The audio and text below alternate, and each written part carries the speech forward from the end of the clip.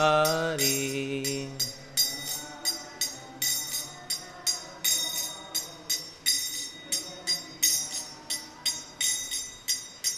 Kopijana Vallabha Girivaradhari.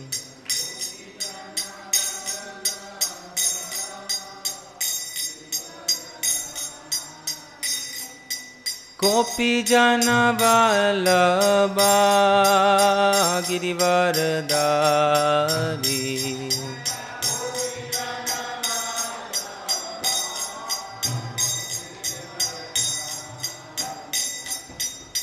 Yashodanandana Brajajana Ranjana.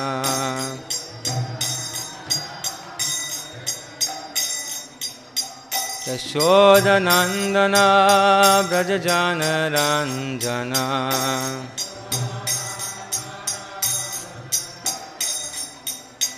Yamuna Tira Vanachari.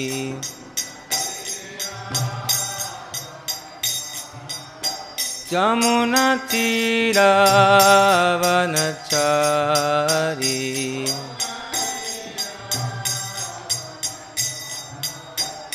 Jaya Radha Madhava Kunja Bihari.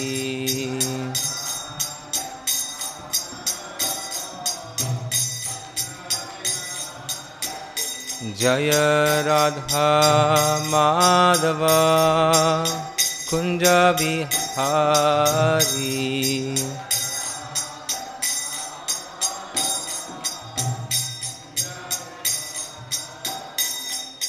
Kopijana Vallabha Girivaradhari.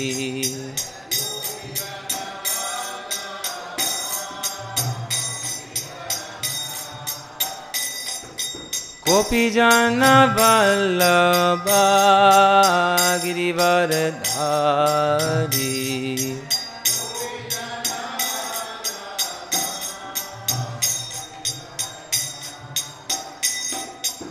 Yashodanandana Brajajana Ranjana.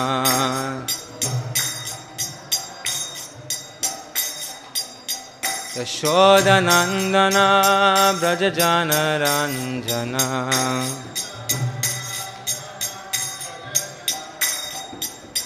Jamuna Tira Vanachari.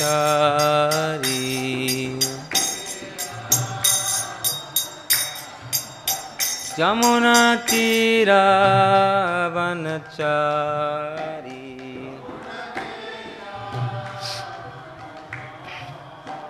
Jaya Radha Madhava Kunja Bihari.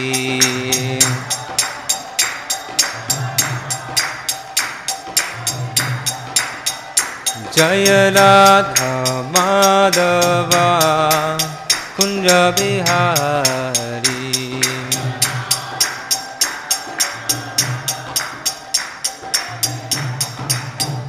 Jaya Radha Madhav Radha Madhav Radhe.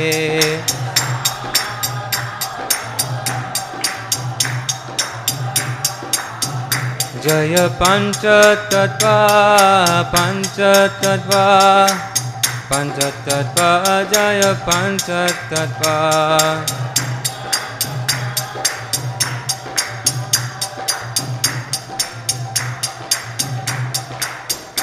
Jaya Nishingadev Nishingadev Nishingadev Jaya Nishingadev.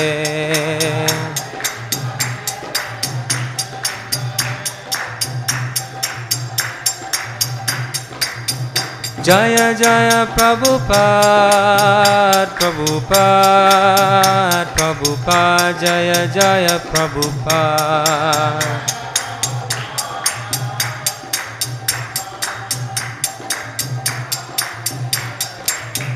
Jaya Jaya Gurudev Gurudev Gurudev Jaya Jaya Gurudev.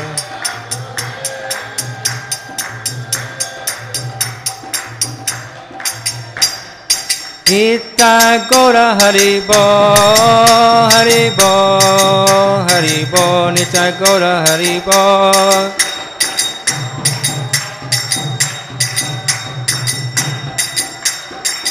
Nitai Gaura Haribo, Haribo, Haribo, Nitai Gaura Haribo.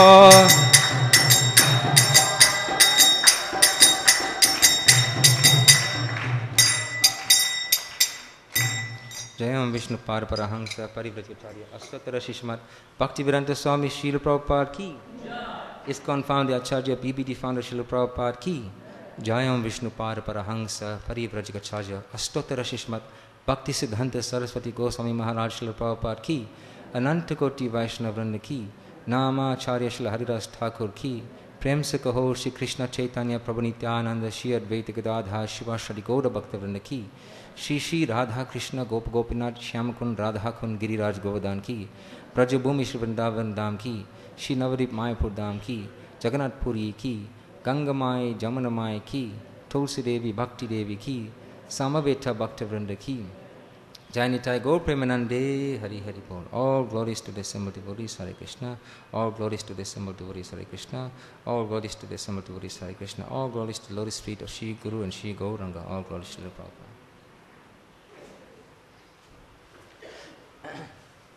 Hare Krishna. This morning we'll be reading from Bhagavatam.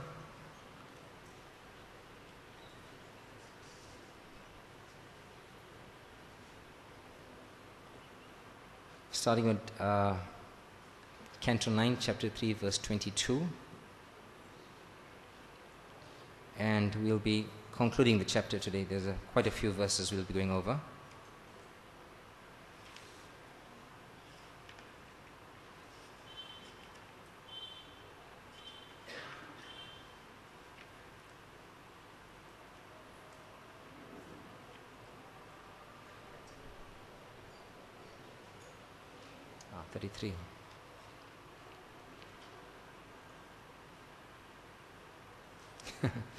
So they've selected text 33. It doesn't have a purport, but it's okay. We'll adjust accordingly. Om Namo Bhagavate Vasudevaya. Om Namo Bhagavate Vasudevaya. Om Namo Bhagavate Vasudevaya. Reading from Srimad Bhagavatam, Canto 9, Chapter 3, texts 22 to 36.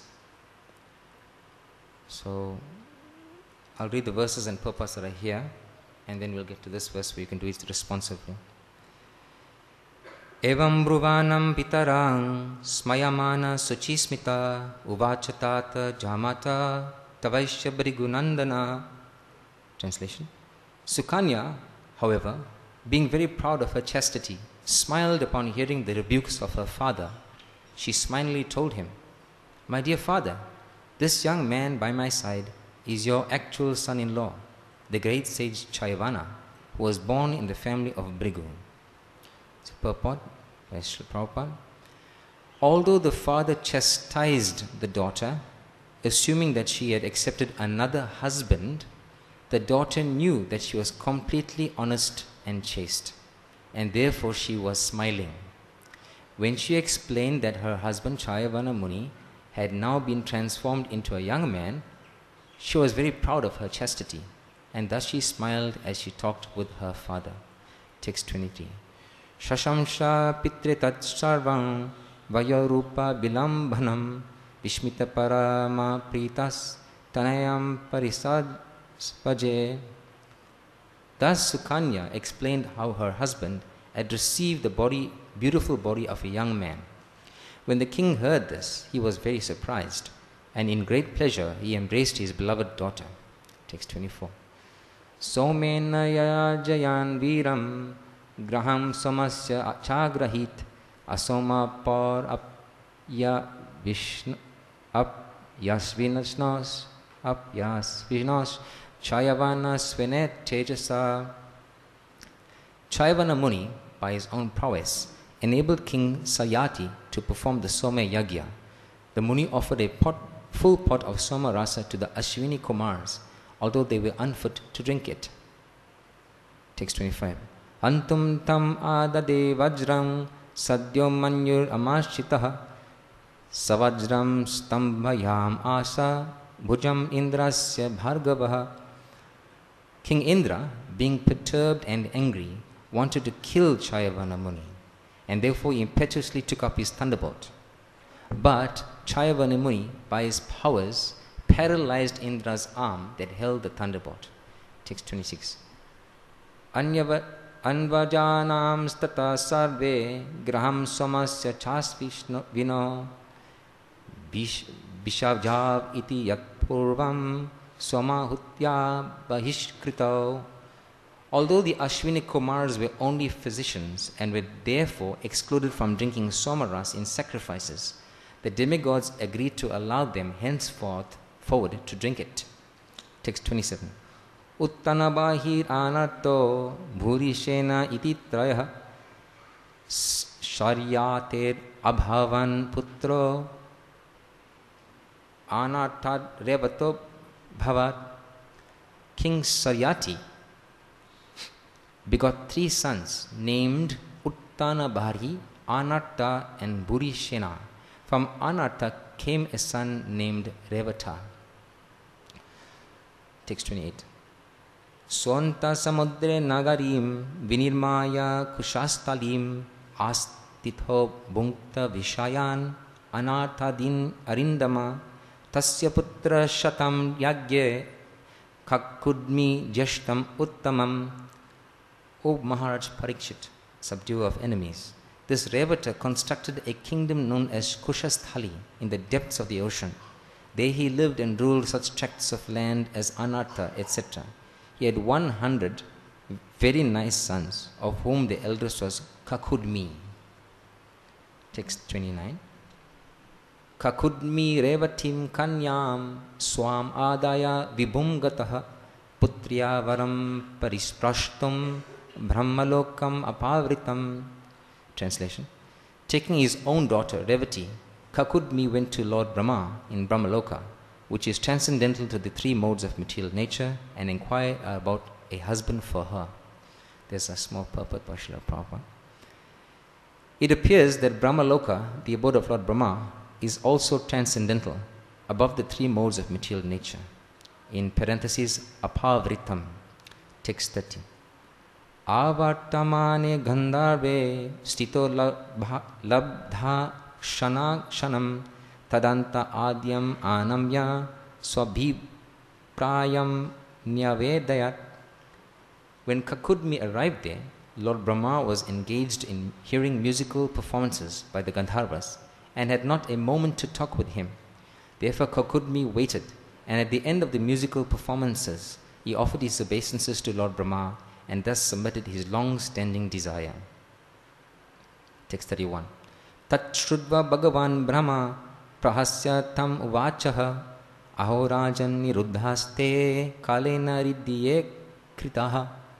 After hearing his words, Lord Brahma, who is most powerful, laughed loudly and said to Kakudmi, O king, all those whom you may have decided within the core of your heart to accept as your son-in-law have passed away in the course of time. Text 32. Tat putra putra naptrinam gotrani cha nasrinmahe kalo biyathastrinava chaturyuga vikalpitaha. 27 chaturyugas have already passed. Those upon whom you may have decided are now gone, and so their sons, grandsons, and other descendants. You cannot even hear about their names. There's a purport by Srila Prabhupada here. During Lord Brahma's day, 14 Manus or 1,000 Mahayugas pass away.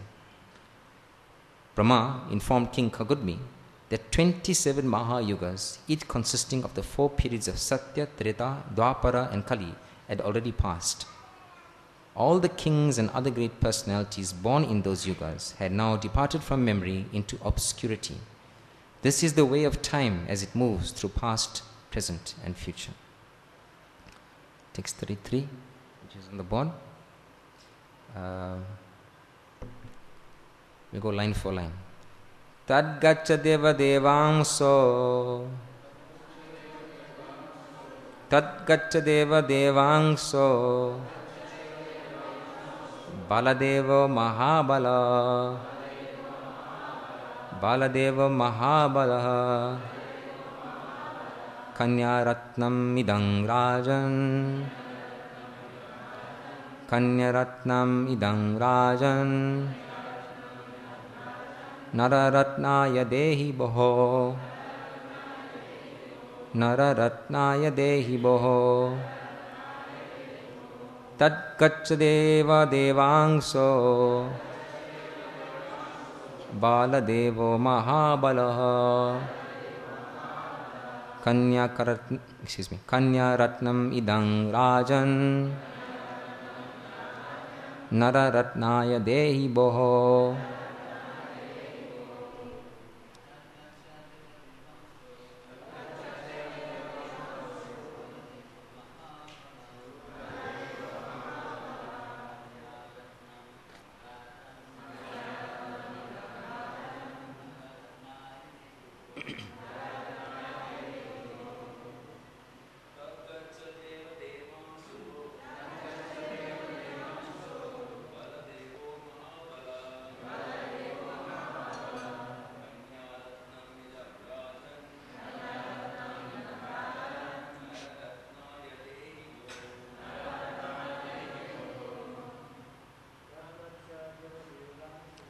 Tad gaccha deva devangso. Baladeva Mahabala. Kanyaratnam idam rajan. Nararatnaya dehi boho. Tad gaccha deva devangso. Baladeva Mahabala. Kanyaratnam idam rajan. Nararatnaya devo. Anybody else? Want it? Tad gaccha deva devangso. Baladeva Mahabala. Kanyaratnam idam rajan. Nararatnaya dehi boho. Tat gaccha deva devamso. Baladevo Mahabala. Kanyaratnam idam rajan. Nararatnaya dehi bo. Tat gaccha deva devamso. Baladevo Mahabala. Kanyaratnam idam rajan. Nararatnaya dehi boho. Anybody else? Tat gaccha deva devangso. Baladeva Mahabala.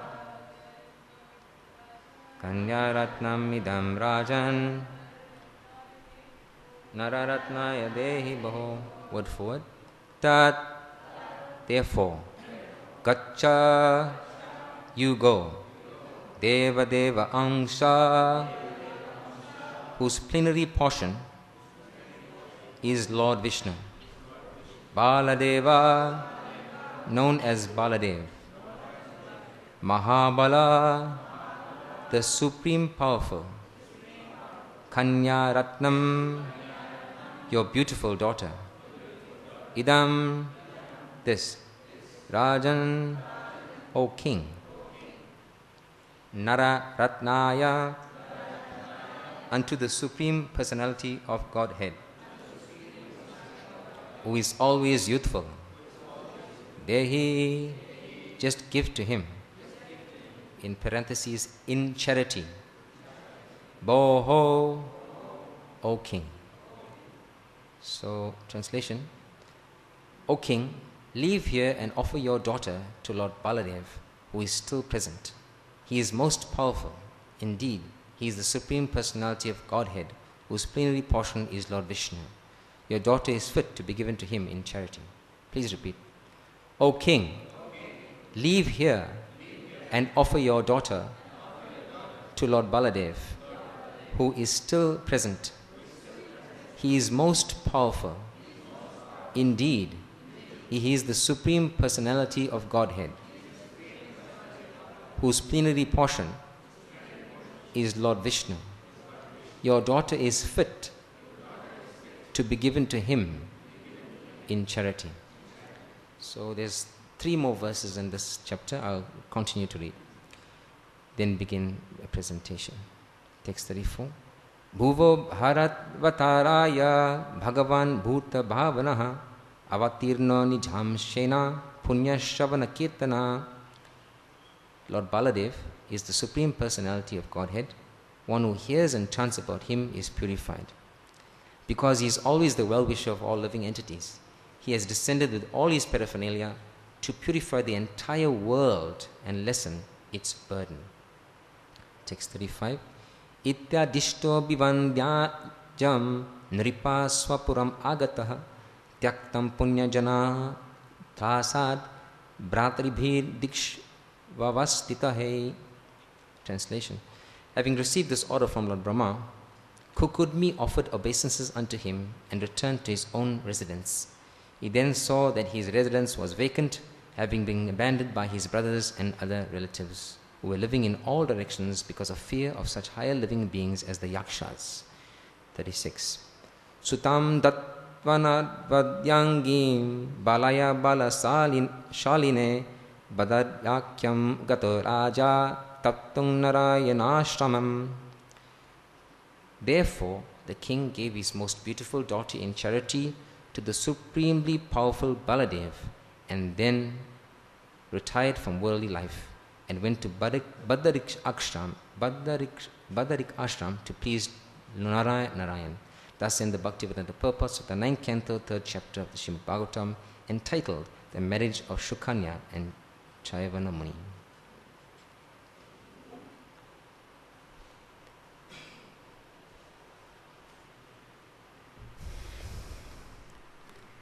Om Gyana Timirandasya Gyananjala Shalakaya Chakshurunmilitam Yena Tasmai Shri Gurave Namaha Vanchakalpatarubhyascha Kripasindhubhyevacha Patitanam Pavanebhyo Vaishnavebhyo Namo Namaha.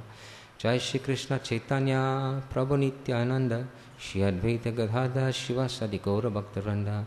Hare Krishna Krishna Krishna Hare Hare Hare Rama Rama Rama Hare Hare. Namo Vishnupadaya Krishna Pristaya Bhutale Srimati Bhakti Chaitanya Swaminiti Namine. Namami Bhakti Chaitanyam Prabhupada Anusevanam Shri Vrajadhanam Mahatamam Pradashikam. Namo Vishnupadaya Krishna Pristaya Bhutale Srimati Bhakti Vedanta Swaminiti Namine. Namaste Saraswati Deve Gauravani Pracharine Nirvishesha Shanyavadi Paschachadeshatarine. King Saryati, in 2 verses previous to 22, that is text 20 and 21, has spoken very harshly to his daughter, Sukanya. There, he finds her sitting with somebody that does not resemble what he remembers her husband looking like. So his suspicion is aroused and immediately he jumps to the conclusion, an incorrect conclusion. But he used some very choice words to speak to his own daughter. Some of the words: unchaste, cheated, degraded, shamelessly. So for a father to use that type of words on his daughter is extreme. And all his accusations were false, because he was basing his accusations on a suspicion, an assumption. It was actually a false assumption. Therefore, we can call the criticism of Sukanya by her father destructive criticism. We have all heard of constructive criticism. There's destructive criticism also. Now, destructive criticism means that, and I researched this on Google actually, it's very condescending, minimizing, and it puts the person down. It has no positive to it. Constructive criticism, on the other side, is for the benefit of the hearer. If the hearer receives criticism in the correct spirit of wanting to engage in some self-improvement and evolution, constructive criticism is very good. It depends on the mood in which we receive it. We can see in the relationship between the spiritual master and the disciple, if one has one's ears open, constructive criticism is always going on. And if you have the correct mood and receive it with the proper heart, you can evolve as a disciple and a devotee of Krishna. So, that was a statement by Saryati. Following this was the response by Sukanya, which is most interesting because Sukanya started to smile. Now, how many of you in this room have been criticized, both destructively and constructively? Put up your hand. If you haven't, you're like very rare souls, but you've been criticized? Anyone? Criticized? Somebody told you off? You felt bad? A few of you, yes. So, Sukanya's reaction wasn't to pull out an AK-47 and shoot the father or get a mob to assassinate him or respond in any negative way. Her response was to smile. It was very alarming. In fact, her father was taken aback. Why is she smiling? Yesterday's speaker, His Grace Prithivardhan Prabhu, mentioned that this reaction by Sukanya created some hesitation. It disarmed Saryati. It's a very interesting word, disarmed. Because when you're going into a fight, an argument, you're going armed. So if somebody gives you a smile, you are disarmed. This is the tool of bhakti, a smile. It's cheap, it's free, but it can disarm. So when we go into any controversial situation or a heated situation, go in with a positive mood, even if the situation itself is negative. And just your positive influence can change that situation. Now the next question. Why is Sukanya smiling? Why? Because she is confident. She is confident of a position of chastity and truthfulness. She's been accused falsely by her father of having a paramour. But 100% opposite to that is the truth, which is that actually it's her husband who's been rejuvenated by the Ashwini Kumars. So we see that if somebody is in a position of taking proper shelter, here in this case she takes material shelter of her chastity and truthfulness, we may also take shelter of the spiritual energy, which is Krishna, Devi Gunamai, the spiritual internal potency of Krishna, and thus be sheltered. And such a devotee is completely confident. Once, Srila Prabhupada was sitting on a park bench, and this Turkish man approached Srila Prabhupada, introduced himself, started to speak to Srila Prabhupada, and asked, "Who are you? You look like you're not from America." Prabhupada said, "No, I'm from India." "So what are you doing?" "Oh, I have an international society. I have many books, many hundreds of followers, and a worldwide organization." Man was astonished. But this one is in about 1965 and 1966. So when the person asks, "You just told me that you had a worldwide organization with so many thousands of followers." Prabhupada said, "Yes, I have, but time is separating me from that."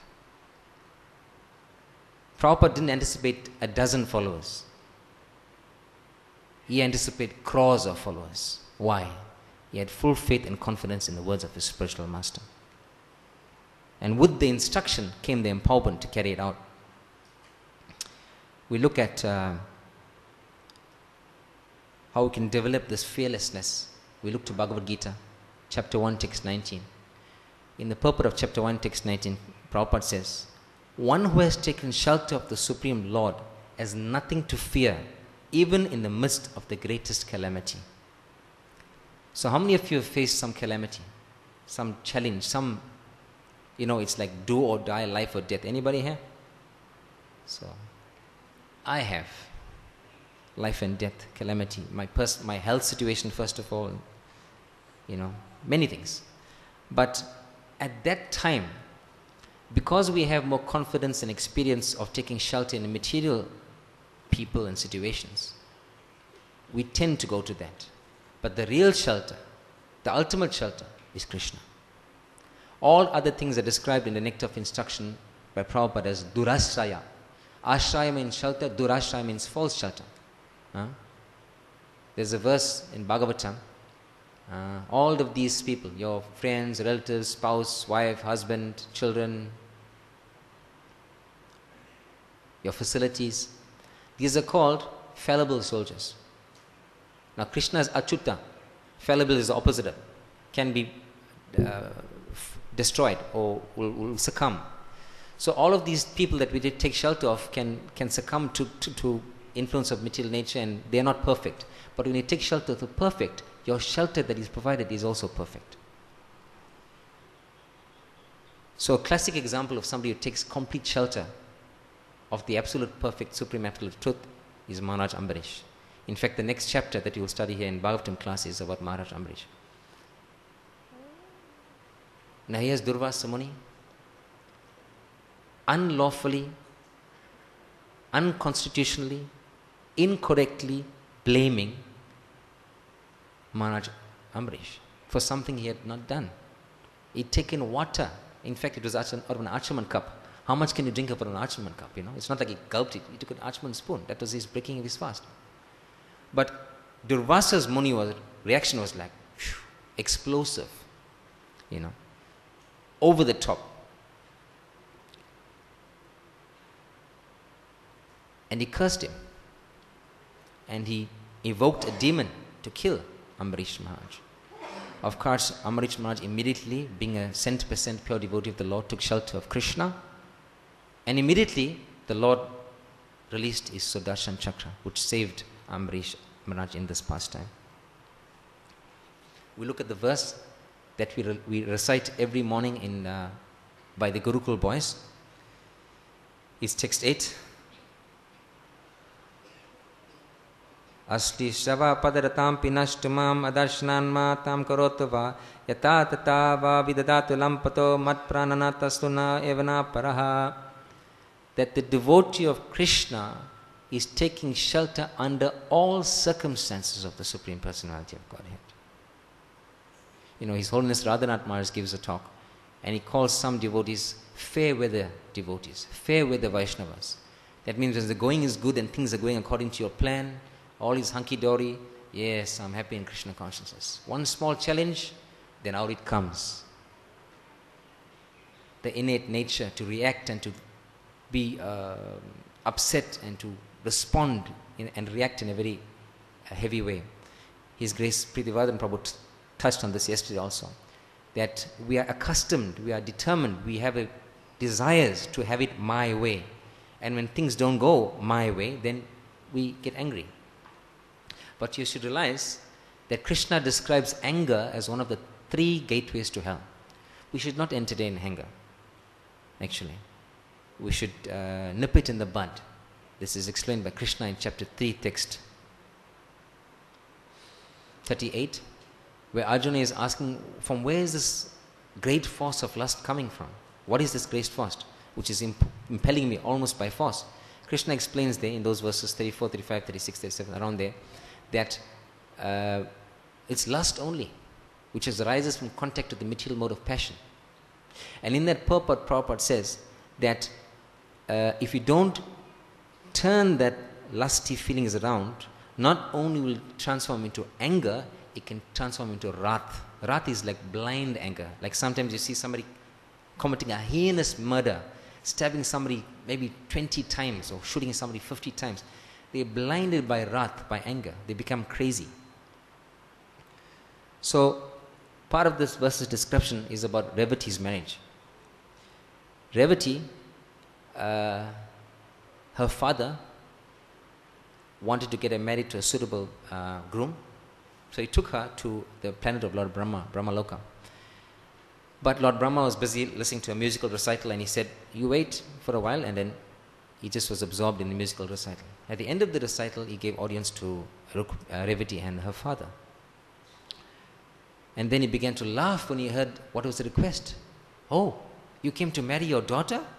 But all the people on earth, the generations, their fathers, their sons, their grandsons have all long passed by. Generations have passed away. 27 Mahayugas. That's a long period of time. In fact, he says they've passed into obscurity. We don't even know their names anymore. Who are these people that you chose as suitable grooms for your daughter's marriage? Then Lord Brahma suggested, your daughter should marry Lord Balaram. And there's a nice description towards the end, maybe text 35, which is describing how Lord Balaram is a well-wisher of everybody. It's a very nice verse. And Lord Balaram, of course, accepted the proposal to marry Revati, but was one small problem with this match. Anyone know? Balaram solved it with his plow. You see, Revati was a bit on the tall side, and she was kind of looking down on Balaram. So Balaram put up his plow and he brought Revati down to size. Because of course she was from a previous yuga, you see. Because one of the names of Balaram is Revati Shrinka, because she was that big, and he brought her down to that size. Yes. So we see Sukanya dealt with this provoking situation in a very specific way, which I want to explore today. The theme of my topic is tolerating a provoking situation. Tolerating a provoking situation. How many of you have been provoked here?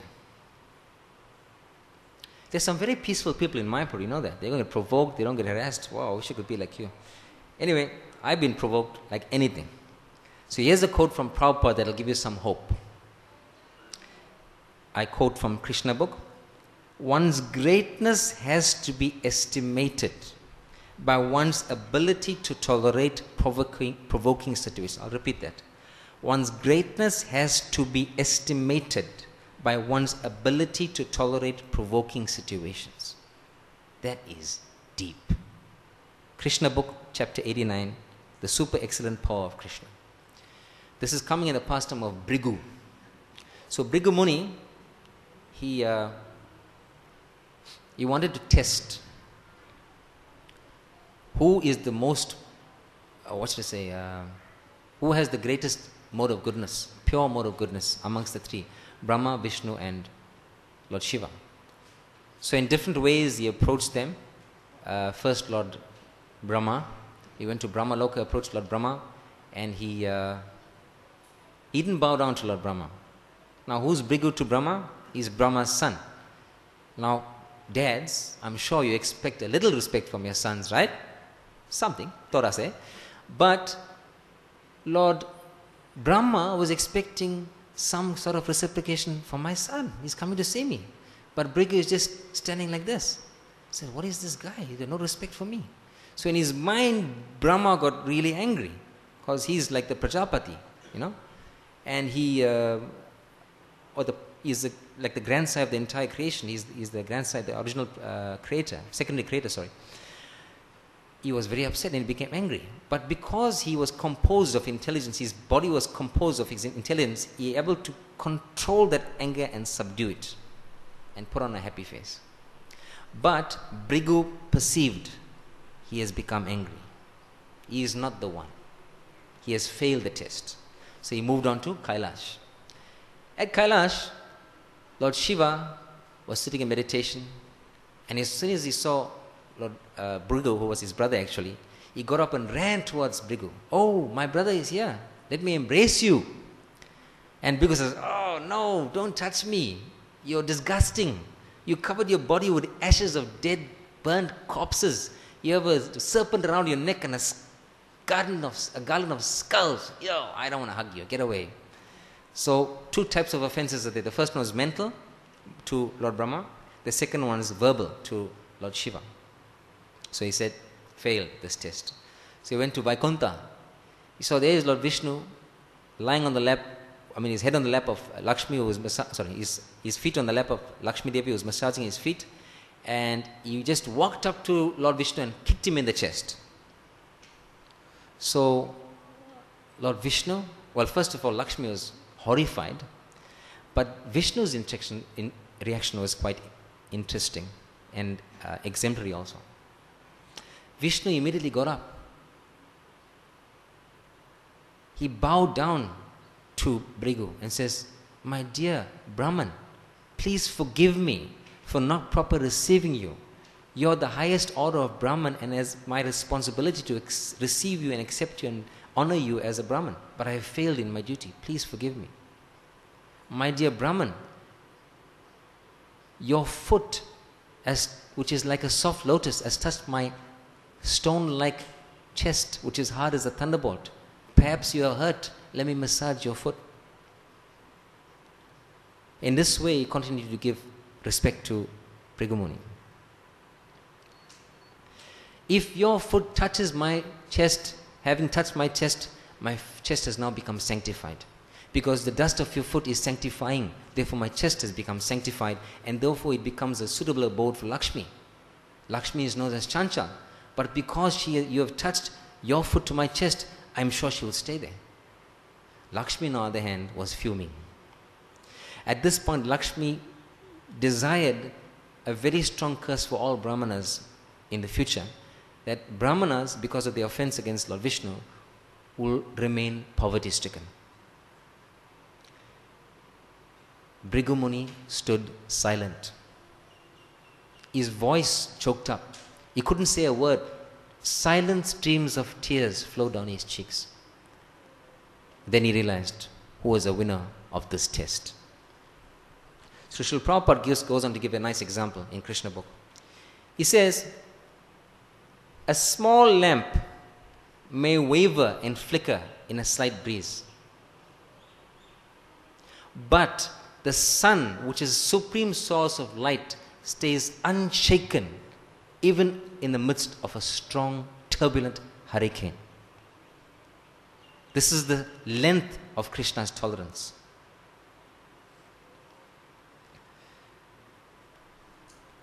So, I would like to investigate further this meaning of this word tolerance as explained by Srila Prabhupada.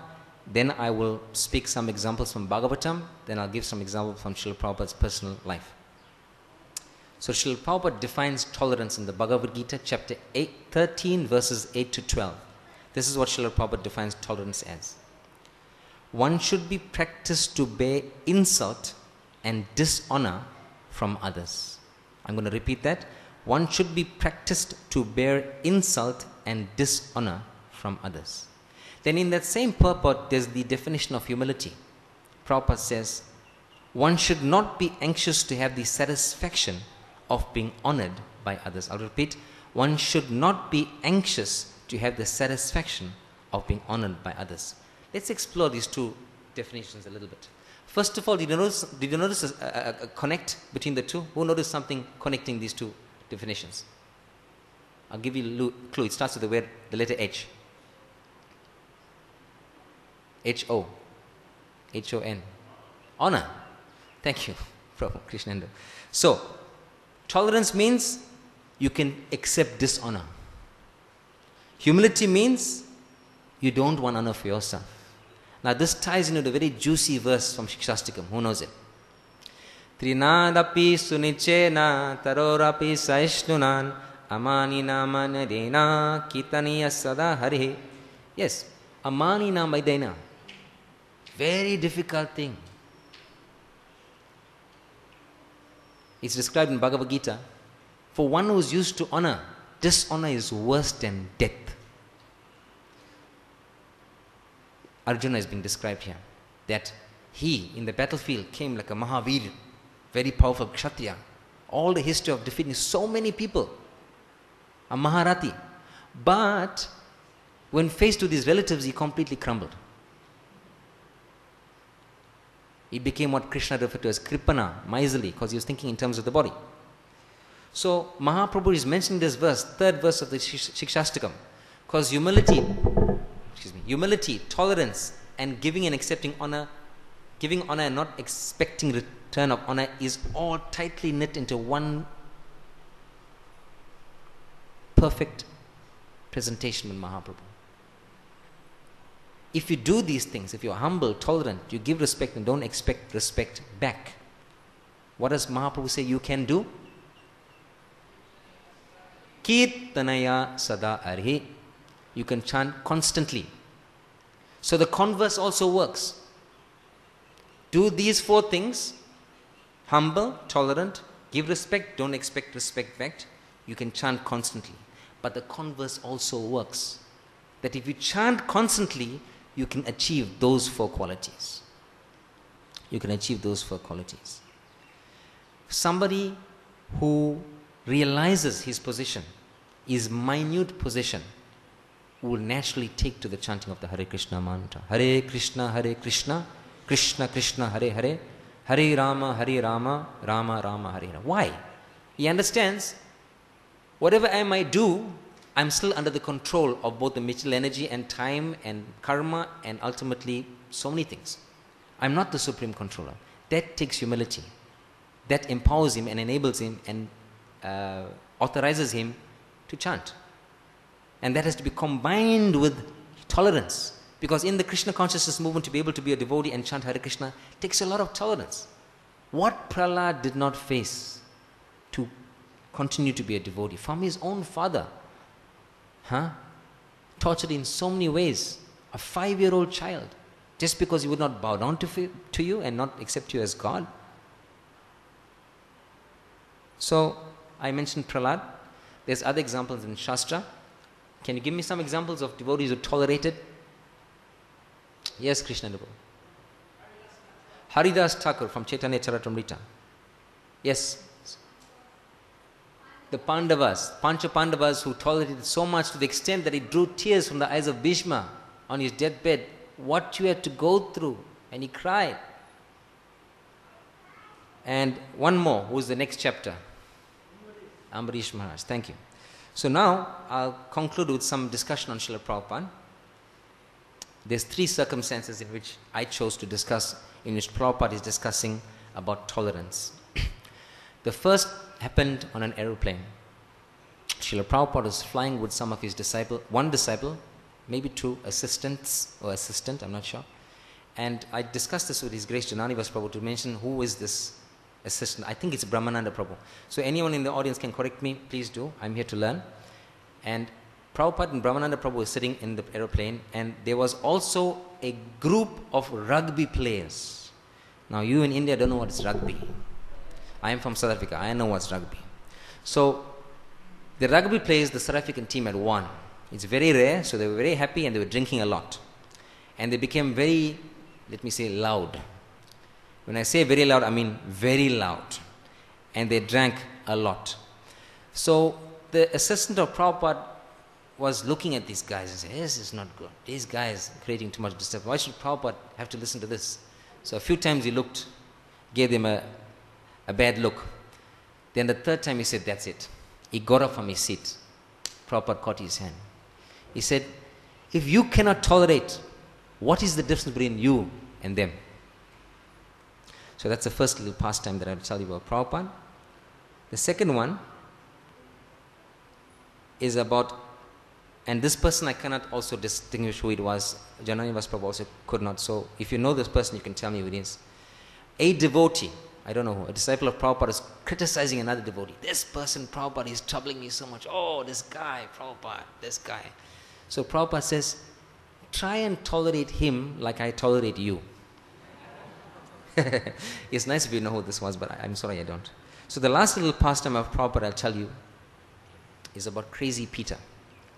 So His Holiness Giriraj Swami Maharaj explains that in the Boston temple, when they were first joining up, a new devotee had come whose name was Peter, and he was really into reading Srila Prabhupada's books. But his place of performing his sadhana was ill-chosen. In other words, he sat in the passageway with his back to the wall and his feet sticking out. So people they had to cross over him to get into the temple. And he was doing one of 2 things. He was either reading the whole day, or when he got tired, he was asleep. But he was in that way. So he became a little bit like annoying. We had to cross over this guy again. He's in the way. They called him Crazy Peter. So Satsurup Maharaj, who was the temple president at that time, wrote to Prabhupada. He says, this guy is like creating a disturbance here. So Prabhupada replied, what's the matter? Can't you tolerate? Now there's an extension to the story. Years later, Srila Giriraj Swami Maharaj saw this devotee, he was still in ISKCON, in a gathering, and he spoke to some other person. Who is this devotee?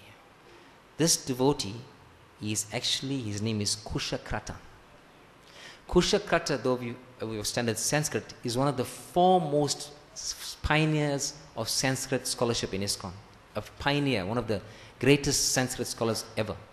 Now, if the devotees who were senior leaders at the time had decided, actually, my dear crazy Peter, here's the door, that's the way out, Haribol, and chased him out of the temple, we would have no Kushakrata problem. It took the tolerance of a pure devotee to see beyond his conditioned state. This man has got something to offer.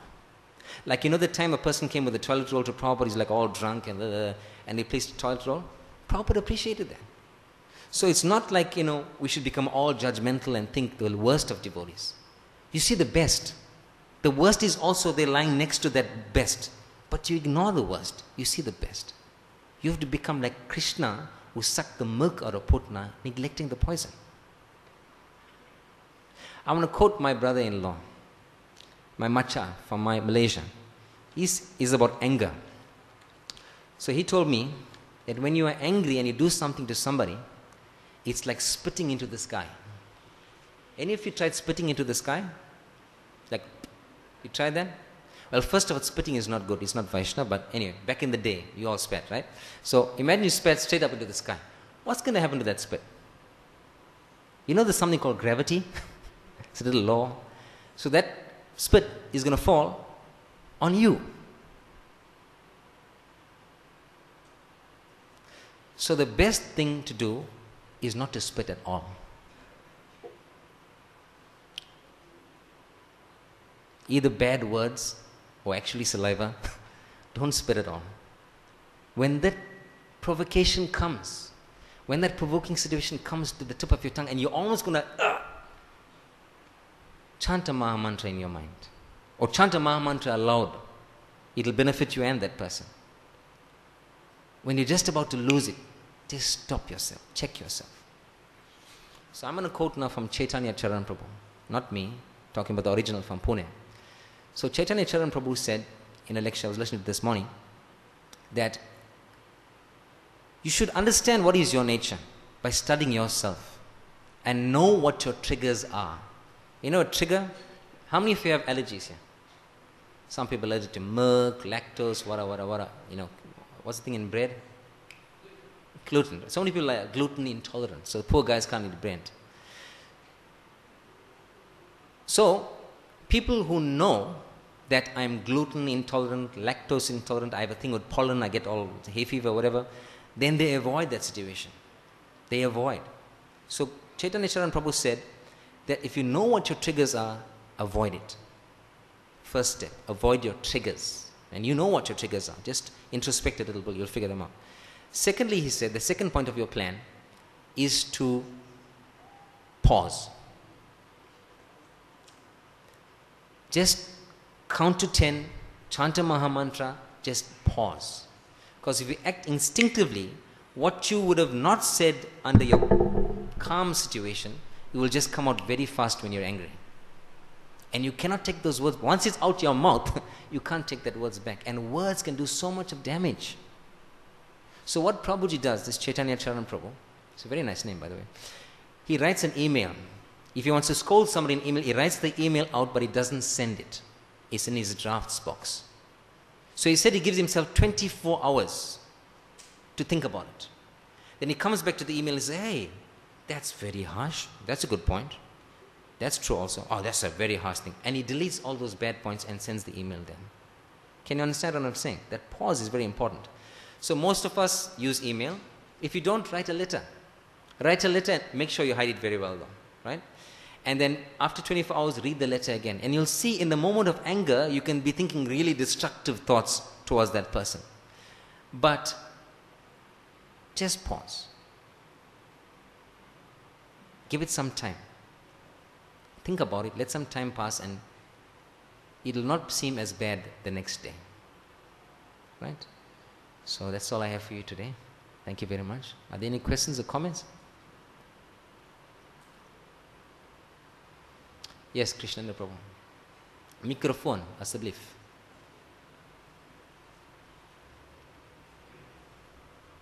This is Krishnanda Prabhu, my good friend. Hare Krishna. Hare Krishna. Thank you, Prabhu. It's see you again and hear great points that you made in the down. Hare Bol. So I really like the points you were sharing from Chaitanya Charan Prabhu about the triggers. So another thing which is really useful that follows on from that is that we can't always avoid the triggers that come.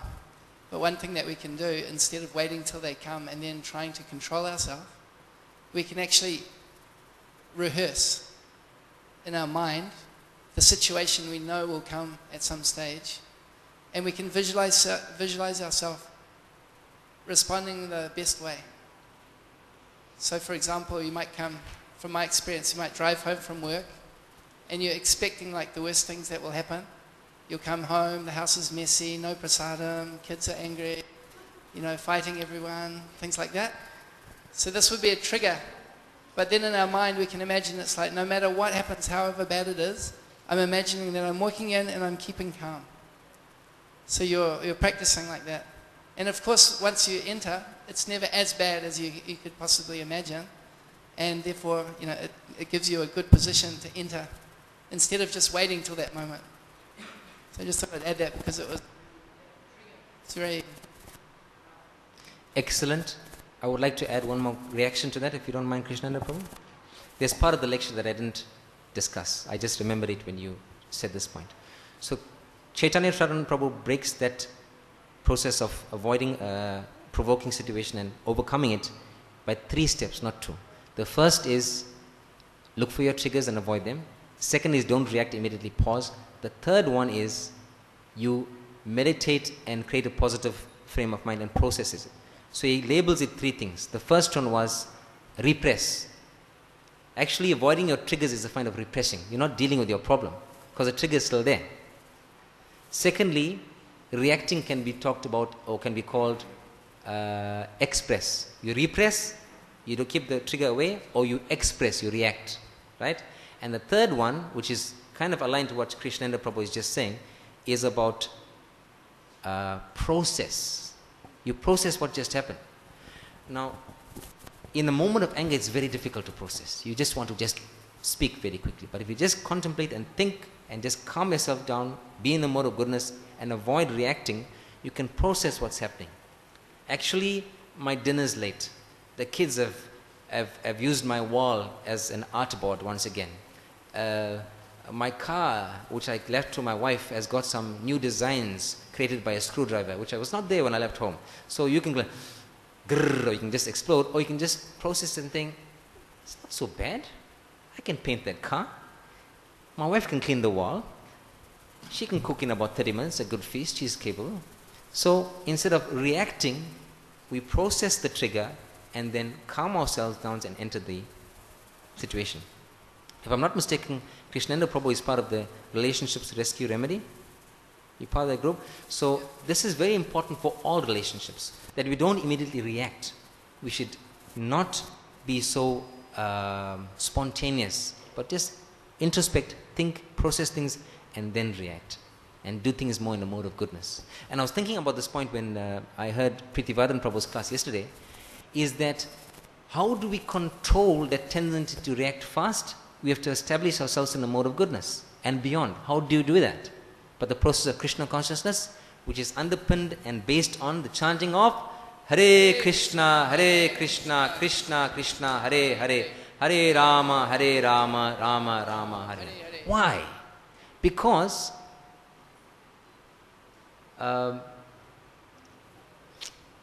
Sukanya's father didn't get angrier because he saw the situation as it is. How many of you got up late and chanted your rounds by 11 p.m. in your life? Put up your hands. How about 11:59 p.m.? Cutting it close. I've had those days. It's like, pressure's on. How do you feel? Like good or like really terrible? How do you feel? How many feel great? I'm finishing at 11:59 p.m. Anyone? Nobody. How many feel terrible, horrible, miserable, disgusted with yourself? How many of you got up early before Mangal Aarti, started chanting by Mangal Aarti, finished your rounds by Darshan Aarti? Put up your hands. Now how does that feel? On those days when you chanted your japa properly, are you able to process things better? Can you see the problem like at a distance? Hey, there's a problem coming right there. Better? That is the potency of chanting the holy name. And if you chant without offenses, you can do that all the time and exist on that plane of seeing things as they are, by the help of Krishna and Srila Prabhupada. Thank you very much. Grantaraj Srimad Bhagavatam ki, Srila Prabhupada ki, Gaur Premanandi.